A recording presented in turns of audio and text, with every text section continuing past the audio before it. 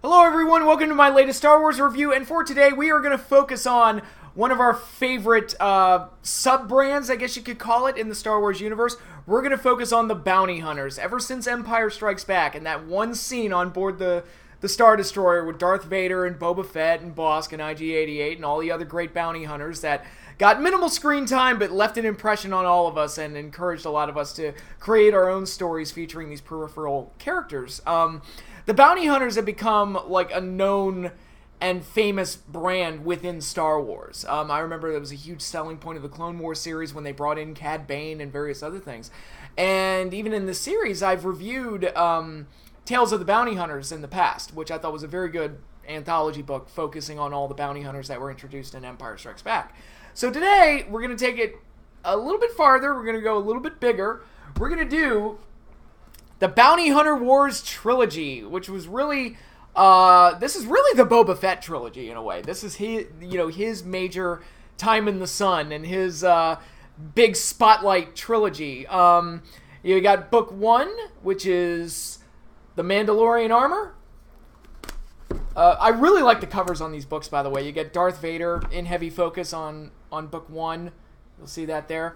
And on book 2, Slave Ship, you get Prince Xizor, who features quite heavily in these books.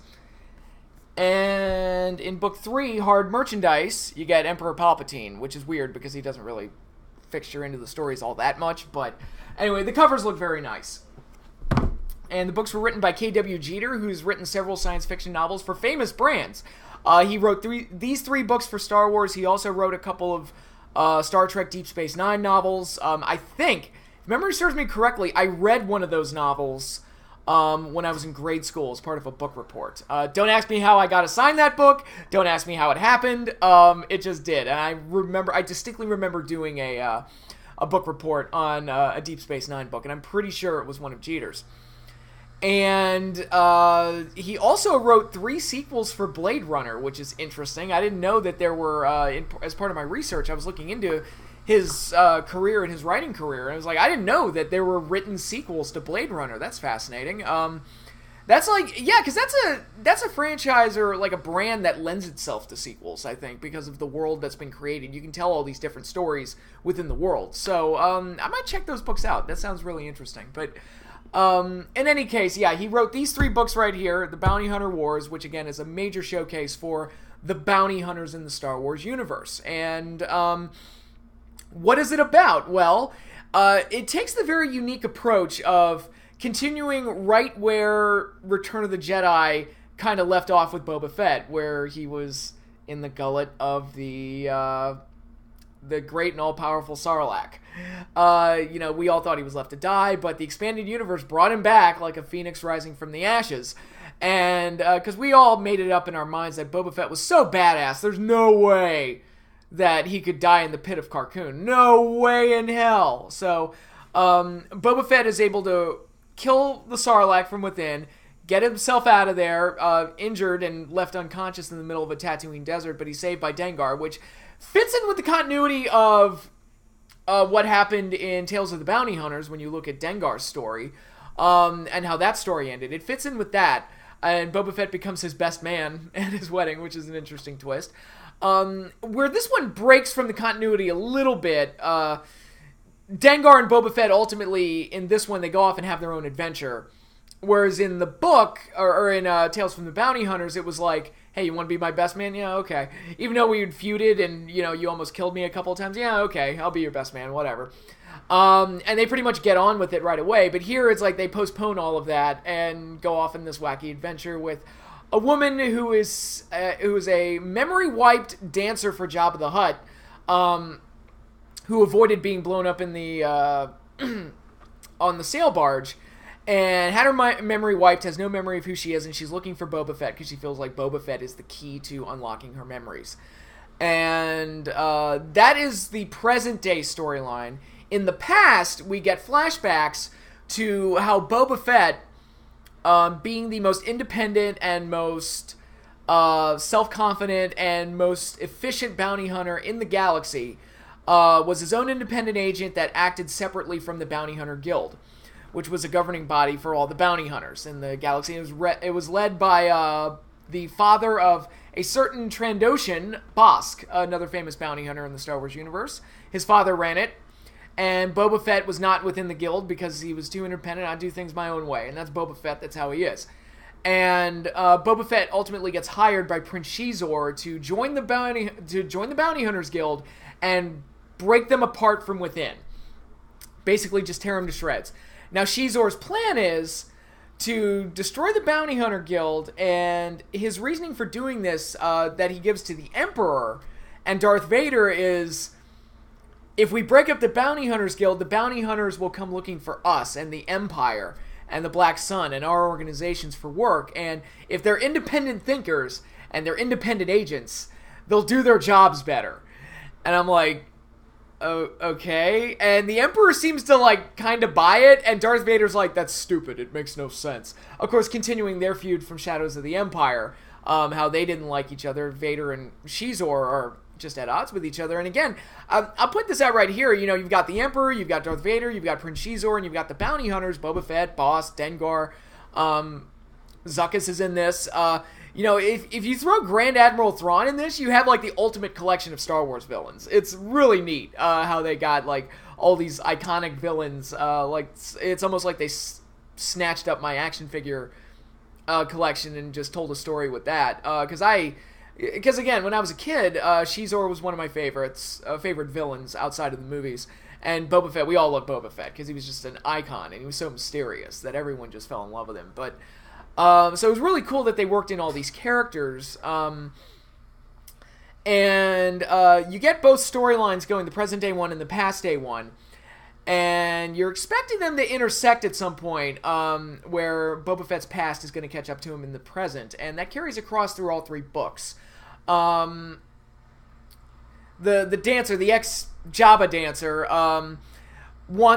she believes that Boba Fett is the key to unlocking her past, and that Boba Fett and her have some sort of connection. And Anila is her name, and this is where we get a little bit of characterization for Boba Fett, where his morality, and what is his morality, basically? Is he really a straight-up villain? Is he a cold-hearted killer? Is he an anti-hero? Or is he just a guy that's does what he does to make his way through the galaxy? And I thought that was touched up on very well in Last Man Standing, which was in the Tales of the Bounty Hunters, where it's like, alright, he's this seemingly cold-blooded killer, but he won't rape Princess Leia when he gets the opportunity to do it. It's like, oh, he has an opportunity to kill Han Solo and get his revenge, but he wants to do it face-to-face and make it an honorable duel rather than just straight-up killing him. So there's extra dimensions and extra layers to whatever it is that's underneath that mask. And part of my problem with the prequels, you know, sidebar here, I really wish that we never saw Boba Fett without the mask, even if it was just as a 10-year-old kid. It's like, no, it's better when we don't know. It's better when we don't know, and we're just left to speculate. That's just, it always works better that way. It's the Cobra Commander principle, as I like to call it. Cobra Commander is always awesome until they take the mask off. Then it's just, everything's ruined. But, in any case, all of this kind of carries across into Book 2, where, in the past storyline, we find out that, Boba Fett is successful in destroying the Bounty Hunters Guild. He has a contact that's acting as a mediator between him and Xizor. One of the most unique aliens ever featured in Star Wars, the expanded universe. The Assembler, Kudar Mubat, I believe his name is. And he's basically a giant space spider. And these giant space spiders are able to survive in the vacuum of space. And they have, like, all these, like, smaller organisms that branch off of them, and it creates, like, this network, almost, of all these different, like, tiny organisms that feed information into him. And one of them, Balance Sheet, he got the name Balance Sheet, which might be the most uncreative name ever given to a Star Wars character ever. But he strikes a deal with Xizor and ultimately leads to them betraying Mudar Kubat, and he takes over and becomes the lead organism of the Assembly, I guess you could say. It's a very high-level creation for Star Wars, shall I say. It's one of those things that's like, that is really strange and really odd. I would expect to see something like that in Star Trek. I would expect to see something like that in Blade Runner. In Star Wars, that's a little weird. I kind of want to see it, though. So if Star Wars Episode 9 rolls around, we get a fucking assembler in the middle of the movie, I'll be like, all right, that's cool. I'm down with that. But anyway, as the present and the past move along, we find out that Boba Fett was successful in destroying the Bounty Hunter Guild, enacting Xizor's plans and what he wanted to do. Ultimately, what Xizor wanted to do was use the bounty hunters to help build up agents and an army to help him eventually overtake the Emperor, which never came to pass because he died in the events of Shadows of the Empire, which takes place in between Empire Strikes Back and Return of the Jedi. So, it's nice to have Xizor back, but at the same time, and I think that when I get into the complaints here, the past and the present storylines don't mesh up that well. We get Neela, who's trying to find out who she is and where she belongs, basically, and it turns out she's the heiress to this organization that runs a shipyard that sells ships to the Empire, and she's the rightful heir to this. And Boba Fett ultimately sides with her and helps her overthrow the figurehead that's in charge, Quat of Quat. Which is the title given, Quat of Quat. I just like saying Quat. This whole organization, there's a lot of Quats going on. Quat, for those wondering. The expanded universe had some very weird names. That's all I'm saying. But in any case, what happened in the past doesn't really tie that well into the present storyline. The biggest thing that ties in is the feud between Boba Fett and Bossk, which, after the destruction of the Bounty Hunter Guild, obviously Bossk is, deeply tied into that. There's a Boba Fett causes a schism in the group where Bossk and all the younger bounty hunters rebel against his father, and it ultimately leads to the destruction of the guild and everything. And Bossk, realizing he's been had, ultimately holds a feud against Boba Fett, and that leads him to some very interesting, intense exchanges between the two. And I love the idea of having those two feud. Because Bossk is such an interesting character and just always struck me as a very brutal and violent character. I know in a lot of fiction he's typically paired off with Chewbacca, which is kind of perfect. But putting him with Boba Fett, it's like, ooh, there's an interesting challenge. Battle of the Hunters right there. I'd like to see that. And some of their exchanges in the book are very good. So you've got Xizor involved. You've got... it turns out Xizor ordered the hit on Owen and Uncle Owen and Aunt Beru, and which I'm like, okay. that's a direction I didn't expect from this. I kind of just assumed that they were the poor hapless saps that got caught in the crossfires of the Empire while they were looking for the droids. But in any case, I mean, Xizor ordering a hit on Luke Skywalker in the events of Shadows of the Empire, that made sense, given how that story was developing, and by that point, Luke Skywalker was a known figure. Him ordering the hit on Uncle Owen and Aunt Beru is okay, that's a bit much, but, and I guess that's going to lead me into what I'm talking about here with my overall impressions of the trilogy. I feel like there's too much going on here. There's a lot of really great ideas. I love the idea of a Boba Fett Bossk feud. I love the idea of involving Xizor and him bringing Boba Fett in for this grand conspiracy that he wants to execute. I love the idea of Darth Vader and Xizor once again butting heads with each other. I like the idea of Boba Fett helping out this amnesiac and helping her find out who she is and helping her out. I like that idea because it's like, does he do things for the money, or would he do something because it's right, or does he even care, or does he just go along with the flow? And those are things that make Boba Fett's character more mysterious, but also more interesting.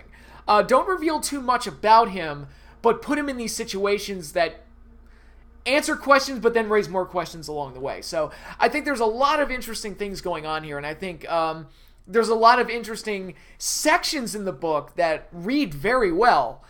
The problem is that as a cohesive whole, it doesn't really mesh real well.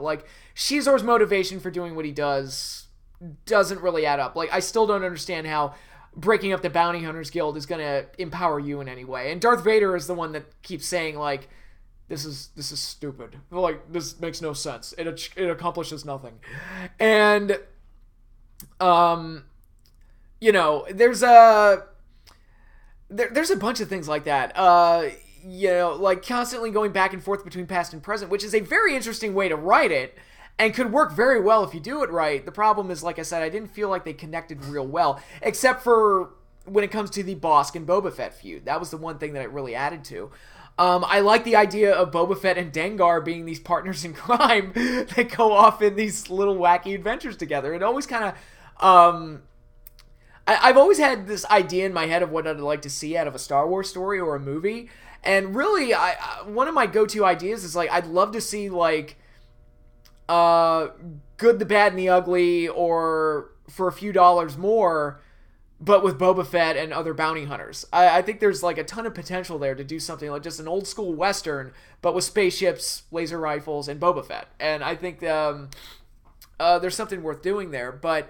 It's, unfortunately, it just kind of comes across as a little messy, and I wonder if this even needed to be a trilogy, because oftentimes in Star Wars novels, there's a tendency to make a lot of trilogies, whether it be the Black Fleet Crisis, or the Corellia trilogy, or the Han Solo trilogy, or the Bounty Hunter Wars trilogy, or the Thrawn trilogy, or the Jedi Academy trilogy, and on and on and on and on and on. It's just trilogies everywhere, because the word trilogy is just synonymous with Star Wars. But sometimes I wonder, it's like, I look at the Bounty Hunter Wars, you probably could have shortened this down to 2 completely separate books. Just do one book about Xizor and Boba Fett and the Bounty Hunter Guild, and do another book about Boba Fett helping this girl out and making that work for you. But I think you could have told 2 completely separate stories here. Now, I will say, as far as it's far more readable and less frustrating than, say, the Aftermath trilogy or... the Jedi Academy trilogy, which that one, like, every criticism I have of the Bounty Hunter Wars trilogy takes it to, like, the nth degree. It's just a ton of really good ideas and some bad ones, and they all just get thrown into a blender to the point it's like, is this even, like, a cohesive story, or is this just a bunch of shit that you throw into a blender? But, in any case, yeah, so I guess those are my overall feelings on the Bounty Hunter Wars. I think they're worth checking out if you're a fan of Boba Fett. Like, if you really do like Boba Fett, he is totally badass in these stories. You get to see him escape from Sarlacc and, trick all these bounty hunters and stay one step ahead of everybody and always have the right thing to say and always knows how to act in every situation. This is, like, the ultimate, like, fan service-y. If you like Boba Fett and you want to see him do badass things and, get over on a bunch of people, this is the story for you, because you can almost argue he's almost too good in this. It hardly ever gets compromised in any way, but except for, crawling out half naked out of the Sarlacc. But but I do think if you're a Boba Fett fan, there's stuff to enjoy there, and I think it's definitely worth a read if you are just a truly, like, diehard Boba Fett fan. I think there are better Boba Fett stories out there. I've referenced Last Man Standing from Tales from the Bounty Hunters, which I think is extremely good. Very, very good. But this one's no slouch either. As far as presenting an entertaining Boba Fett, I think the trilogy succeeded at doing that. As telling a whole cohesive story, it's a little bit messy, probably needed a little bit more work. And like I said, I think maybe just shortening it to 2 books and having 2 separate stories with the 2 timelines. Maybe have the second book be the present timeline that's kind of a sequel to the first book. I think that would have worked really well. But there is a lot of fancy window dressing in this too. Like, again, I totally mark out for Xizor whenever he shows up, because I think he's a great character. I think he's a great villain. And, it's one of the reasons I love Shadows of the Empire. And, it's cool to see Vader. It's cool to see the Emperor. It's cool to see Bossk and Dengar and Zuckuss and all the other bounty hunters. So, there's a lot of fun to be had in these books. I just wish it was... Again, it's one of those things I wonder if, like, an editor could have probably spruced it up a little bit. But overall, not a disastrous trilogy, just not... probably not as good as it should have been, but they're entertaining in their own right, so no harm done in that regard. So that is all I have for you here. This concludes my latest Star Wars review. Stay tuned for next month when I'll have another one for you. The next one I do will be in line with... as far relating to the Solo movie, which is upcoming in May. So be on the lookout for that. But that is all I have for you right now, and y'all have a good one.